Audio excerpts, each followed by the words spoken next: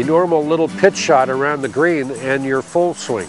Most people come up and they have a little shot, let's say to this pin here, and they try and take a normal swing, which is wider stance, and your arms go back so. On a short shot, you want to rotate your arms very quickly so the club head gets in that orientation, and then I'm going to come down and just turn, okay? My knees turn and my hips turn. My body doesn't turn with it, my upper body, it stays neutral. So here, I'm going to, here.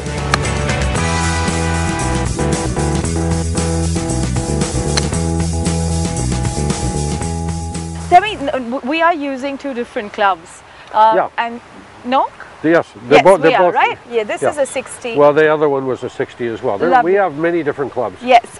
Can you share a little bit about the technology as to how it's changed in the last few years? And because I believe some of these are going to be really the key products of 2012. Yes, yes.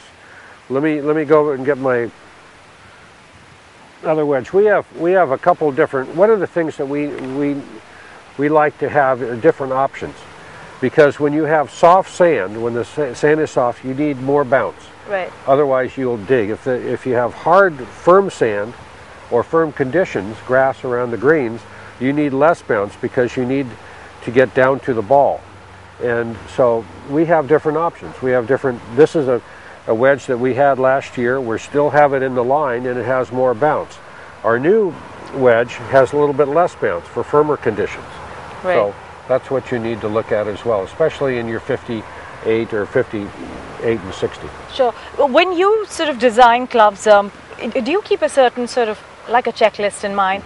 In particular, because some of the grooves that we hear about are very signature Roger Cleveland. Well, at Callaway, we took they had a groove change about 2 years ago, the USGA and the RNA, where they wanted to reduce spin for the pros. Yeah. Unfortunately, the amateurs have to reduce spin too. Yes. And it's hard enough, but now we have to do it.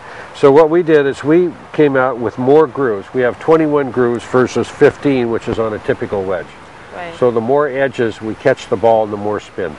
Oh, interesting. So that's why we have on our wedges, in our Forge product, more grooves. Right, and of course I was going to come to the fact that now we have these, these copper finish. Well, this is just a finish. Yes, but it does add to the player's pleasure, right? Yeah, absolutely. But it's going to wear, and it's going to wear through, and it actually wears into a very interesting, neat pattern, as you can see here. Giving you a double color. Yes, a double color, and kind of a neat, cool look. Yeah, people are very superstitious about putters and wedges, right?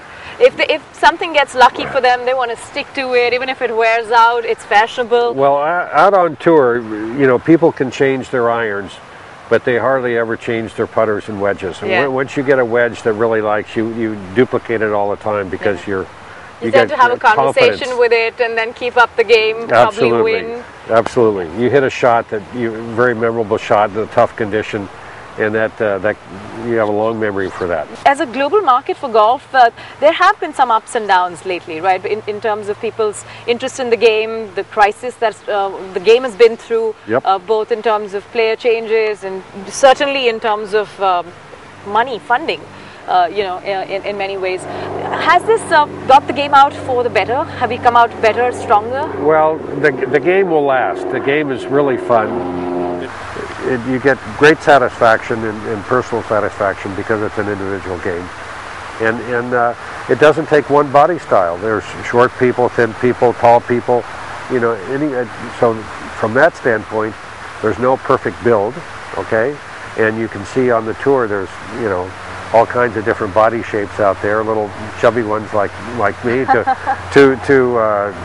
thin ones, guys and girls, short and tall. You're also a golf historian, right? In many ways, for somebody who's seen enough happen in the game and been interacting with a large number of players, if you were to pick up one or two things that you think had the biggest impact on the game, what would they be? The biggest impact on the game? Well, the metalwood. Had the because I entered the game making persimmon woods, and that was really fun to do, and it was an art. But once the metalwood got in, and we started taking it from stainless steel to titanium, and then started working with multi-materials and started learning about the mass properties and where to locate the mass and CG to affect flight, okay, and to keep the ball in the air with the proper amount of spin and the launch conditions. It's very scientific. Yes. And then the golf ball, I mean, we make golf balls that we make a 5-piece golf ball that has a perfect spin off a driver and increased spin off a wedge, if you can imagine that. So it's amazing science.